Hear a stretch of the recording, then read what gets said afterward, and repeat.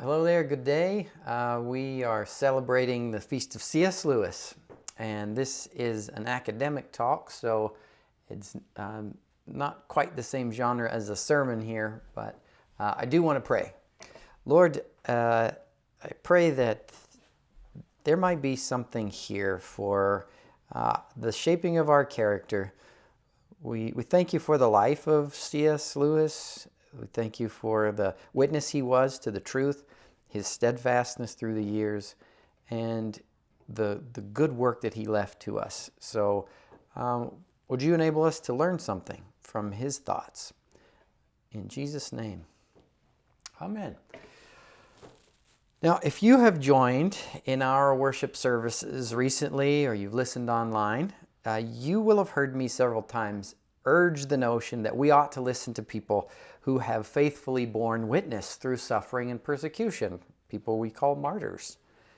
I've contended that in those times, they speak according to truths and according to the grace that God has given them to hold on to their faith and to remain constant in those difficult times. We can learn something from their insights about truth. Truth that holds one steady in the face of evil. And we have something like that in the canon of C.S. Lewis's works. We often forget that Lewis lived through the traumas of World War I in the trenches, along with the Spanish flu. And then he lived through the bombardments of England during World War II. And the seeming uncertainty and full expectation of a full-scale German invasion of the little island nation. So something like the martyr's clarity seemed to have happened to him during the Second World War. So from the declaration of war through to the Allied victory in Europe, he wrote 10 books, both nonfiction and the beginning of his fiction, as well as numerous public talks, academic work. And this clarity of vision and its initial outpouring may well be the spring from which C.S. Lewis continued to draw from the rest of his life. I see connections with so much of his later thinking that emerges here during this time. So from our historical distance, we can get the false impression that everyone in England at the time of the Great War viewed the war in the same way. We can be thankful, though, for films like The Darkest Hour.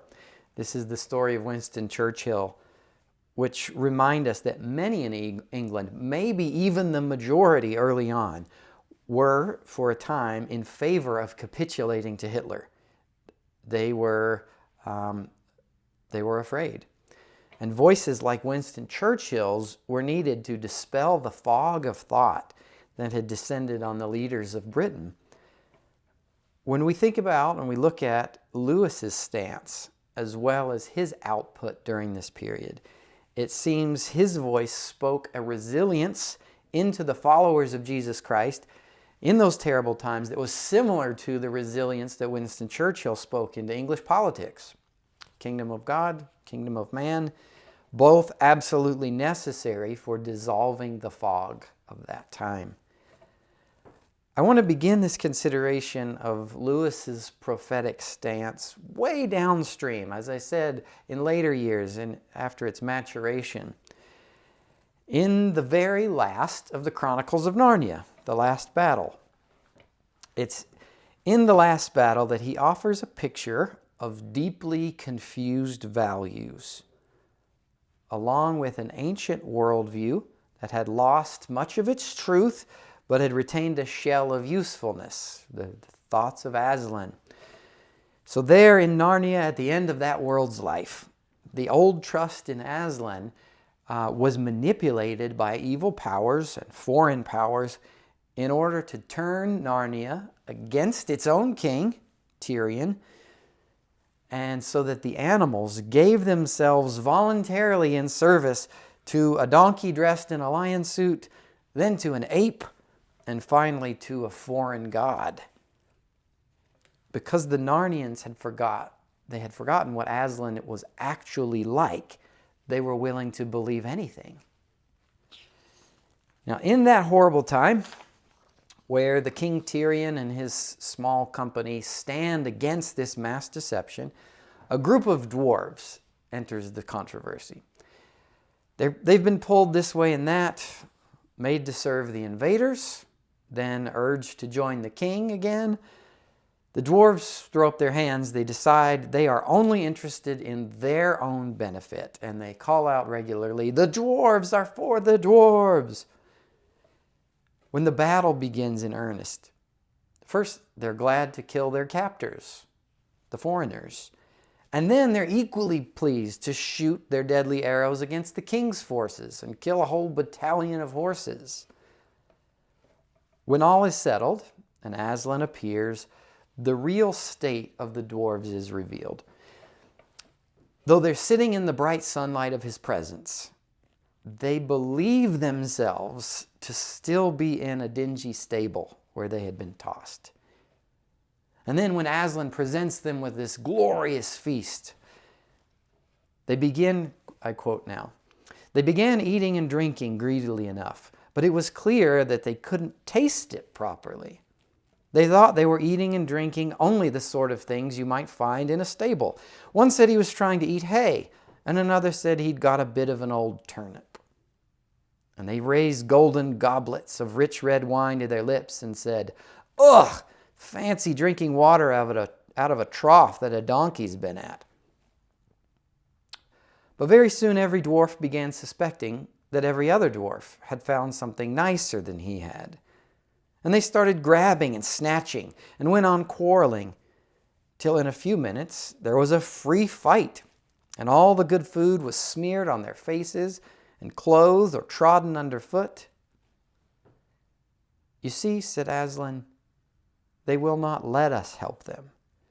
They have chosen cunning instead of belief. Their prison is only in their own minds, yet they are in that prison, and so afraid of being taken in that they cannot be taken out.'" Well, this, in Lewis's metaphor, this is the fog of a decadent society. The dwarves, they're the earthmen, as they're called. They're simple, common man. Tired of being pulled this way and that, they decide to live for themselves completely. They become so committed to a naturalistic or materialistic, material explanation for everything. They're so skeptical of everyone else's motives that even the most blessed gifts are seen through that earthbound, broken, impoverished lens. They have gifts of heaven, but the gifts of heaven are seen through that broken lens and viewed as hay and turnips. So unwilling to believe truth, they become unable to believe it. Not just to believe it, but unable also even to see it, even when it's right in front of them. But to Tirion, the king, in that moment, Aslan says, "Well done, last of the kings of Narnia, who stood firm at the darkest hour." Now, it's no accident that Lewis used that phrase, the darkest hour. Once the tides of World War II had turned in favor of the Allies, the darkest hour, so in the later phases of the war, the darkest hour came to be used of 1940 to 1941, when British forces had been pushed to Dunkirk. They'd been narrowly rescued, escaping annihilation through a fleet of merchant vessels, and surrender to Hitler was being widely urged to avoid that full-scale German invasion that everyone knew would be horrible. Now, in those scenes of the last battle, Lewis seems to capture the mood of that darkest hour and the enchantment that lay heavily on Britain, a fog of thought, an enchantment of utter terror. So let's go back into the darkest hour, and we find Lewis at Oxford. During that terrible period, that 2-year period, he was twice invited to preach at an evening service at the university church. The first occasion was a month after England had declared war on Germany, and he delivered a message that's now titled "On Learning in Wartime," Why do we continue learning in such a time? The second occasion was summer of 1941, and Lewis preached The Weight of Glory to one of the largest crowds known to have gathered at that church in modern times. Between those two sermons, he wrote The Problem of Pain and the Screwtape Letters. In the middle of the darkest hour, Lewis rigorously defended in every way he knew how the reality of evil, but the supremacy of Christ, and the urgent necessity of rejecting a non-spiritual approach to those times of crisis, rejecting a non-spiritual way of thinking about what was happening. Even in his scholarship, he worked in these years on Milton's Paradise Lost, the war between heaven and hell. And he delivered the most influential series of lectures on that poem during the last century.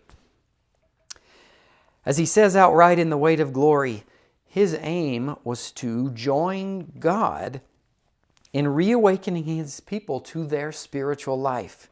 Quote, "Do you think I'm trying to weave a spell?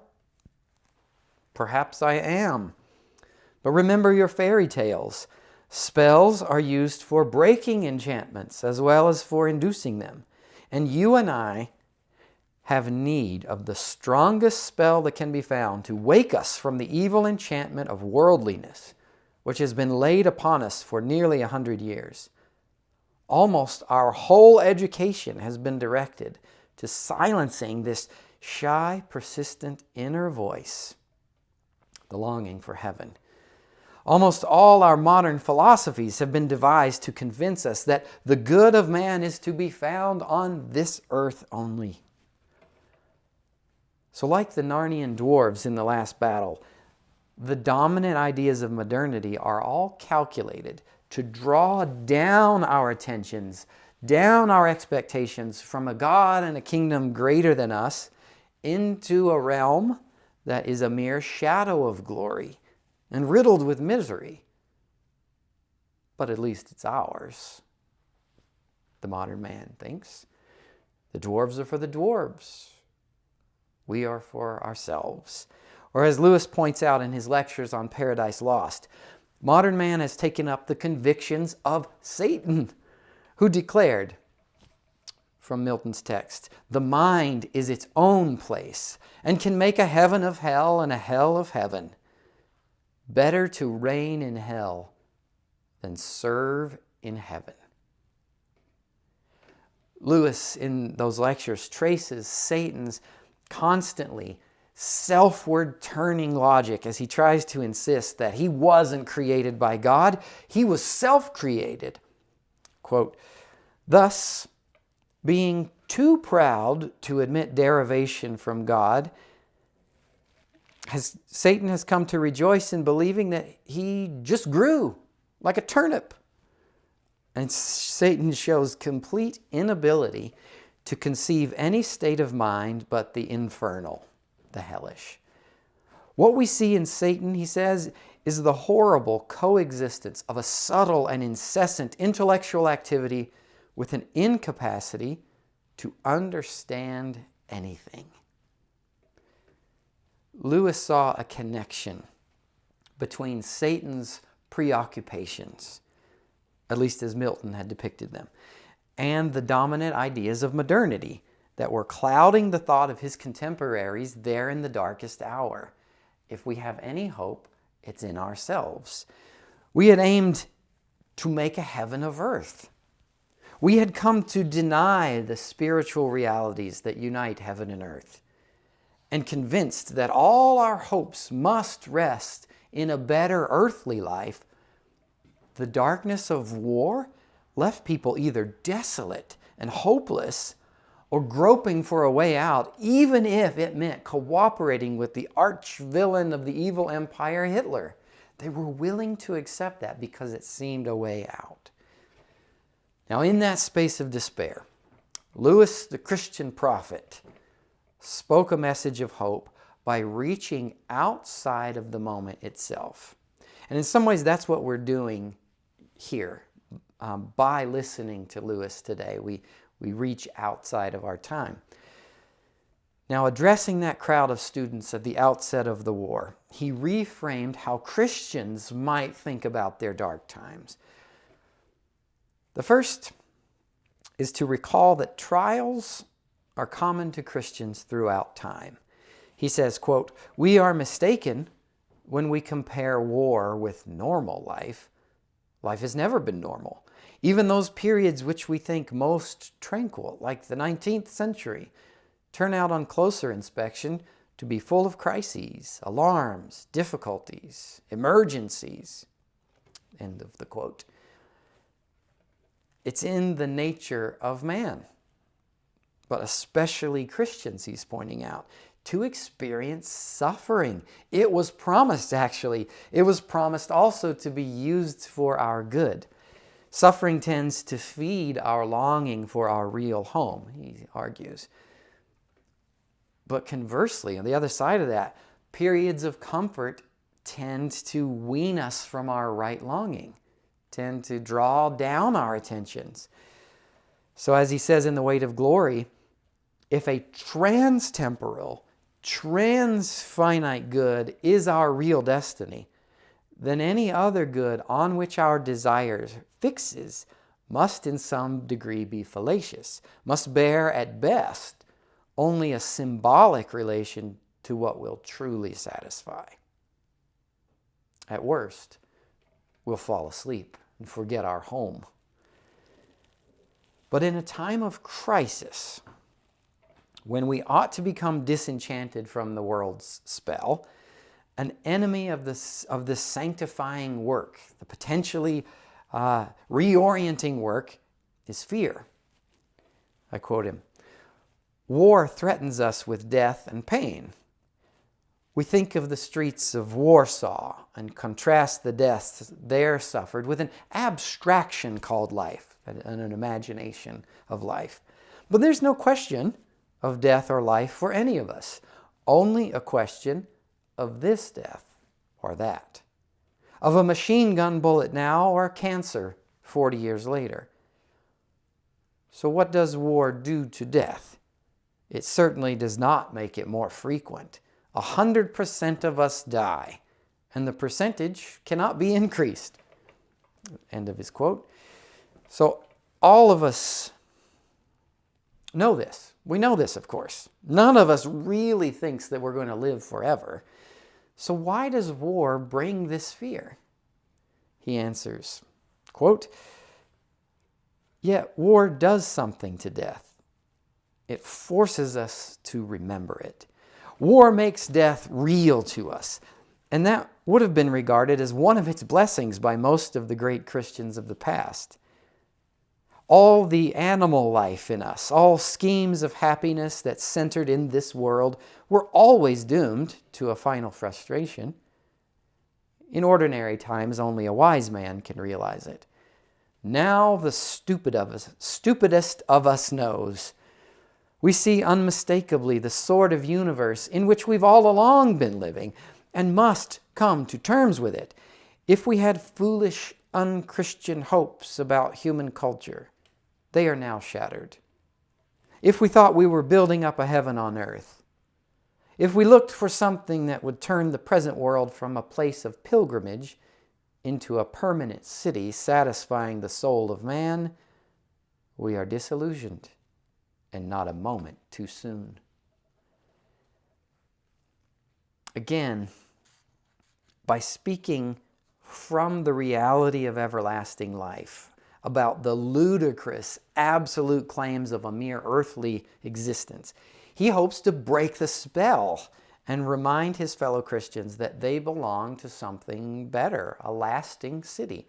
As Hebrews says, "Let us go then. Go to Christ outside the camp, bearing the disgrace he bore. For here we do not have an enduring city, but we are looking for the city that is to come."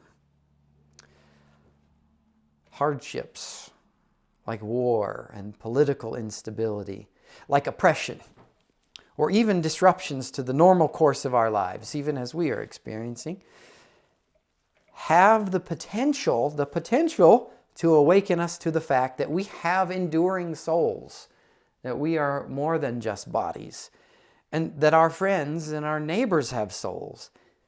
And that is by far the most important fact about every human life.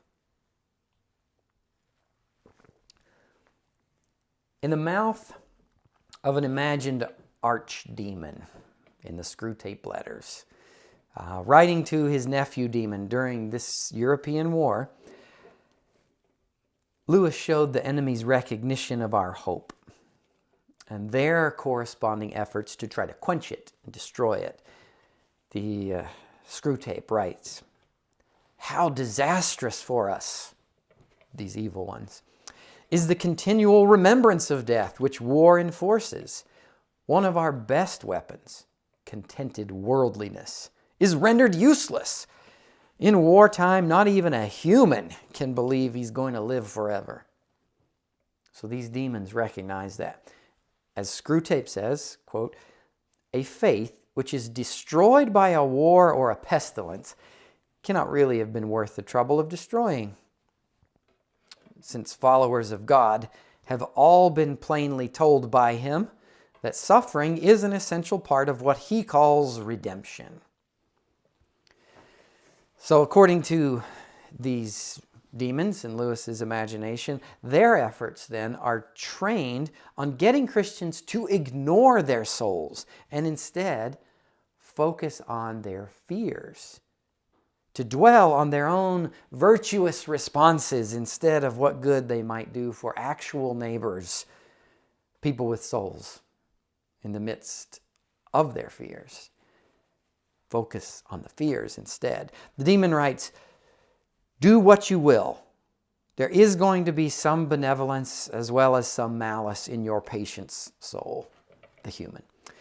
"The great thing is to direct the malice to his immediate neighbors, whom he meets every day, and to thrust his benevolence, his good feeling, out to the remote circumference, to people he does not know. The malice thus becomes wholly real, and the benevolence largely imaginary. All sorts of virtues, painted in the fantasy, or approved by the intellect, or even in some measure loved and admired, will not keep a man from their father's, Satan's house." Lewis would take up this theme again under a different sort of threat later, during the Cold War, the threat of an atomic attack. How are we to live in an atomic age? It was posed. And he says, "I am tempted to reply, why, as you would have lived in the 16th century when the plague visited London almost every year, or as you would have lived in a Viking age when raiders from Scandinavia might land and cut your throat any night, or indeed as you are already living in an age of cancer, an age of syphilis, an age of paralysis, an age of air raids, an age of railway accidents, an age of motor accidents. In other words, do not let us begin by exaggerating the novelty of our situation.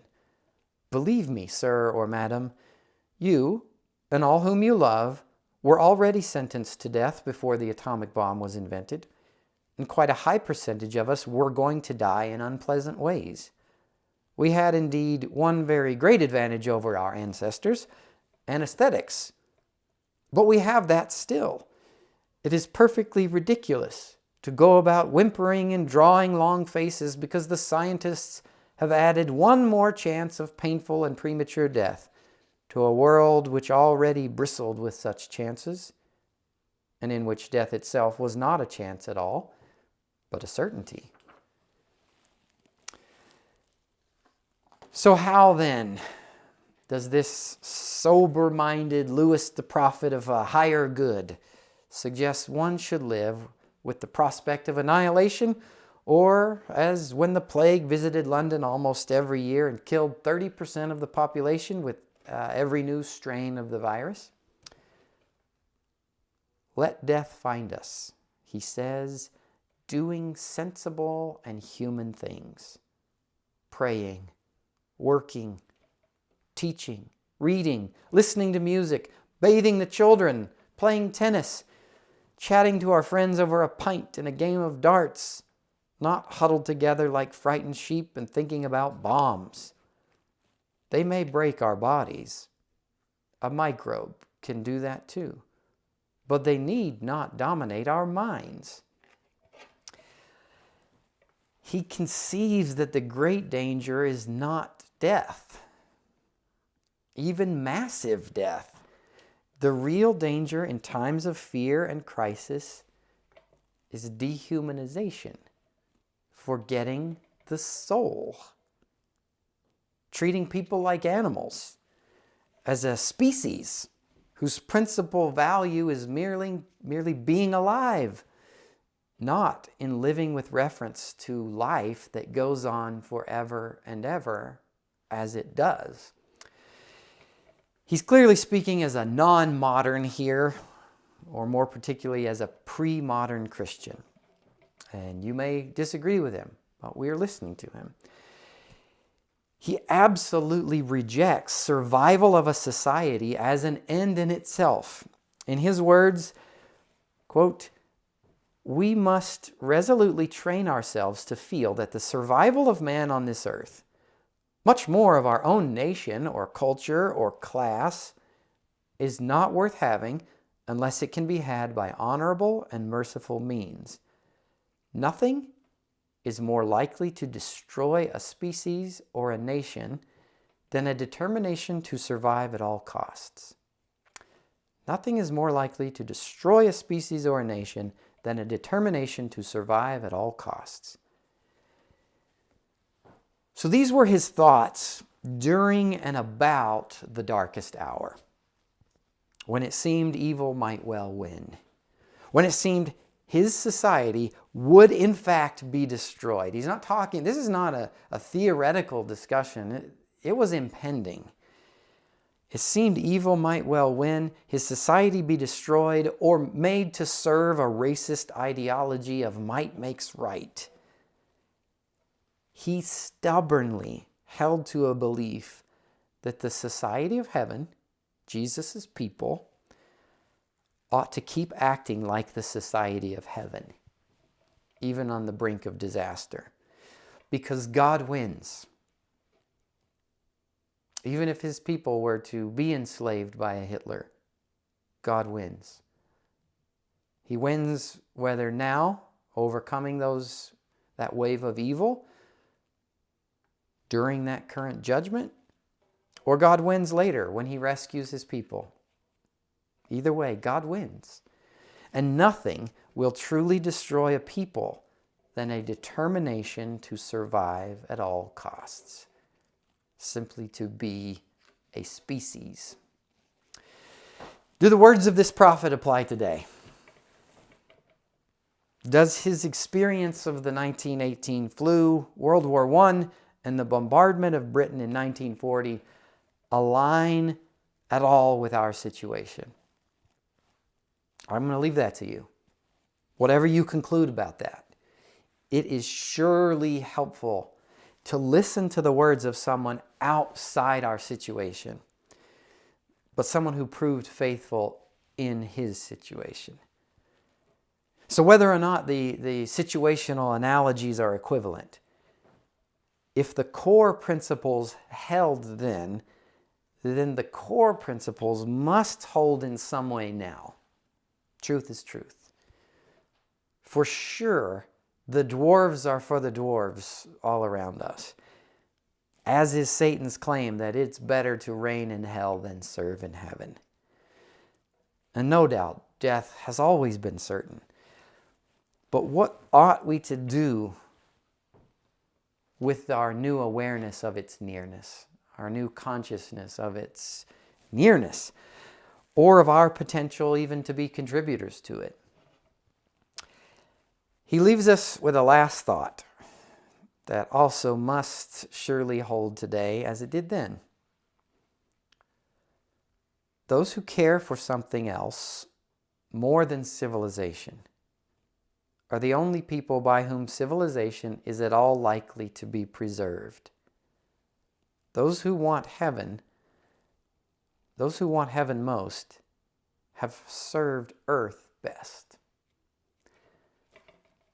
In other words, we don't do our neighbors, our society a disservice by thinking the thoughts of heaven and living as if heaven is a reality. Spiritual realities, they affect and they impact all of us. We do have souls, in fact. And so living with that consciousness and with reference to that larger reality is actually going to be good for where we are today. That's the conclusion. I hope you will continue to read some C.S. Lewis. I highly recommend these works from the Darkest Hour, particularly The Problem of Pain and the Screwtape Letters.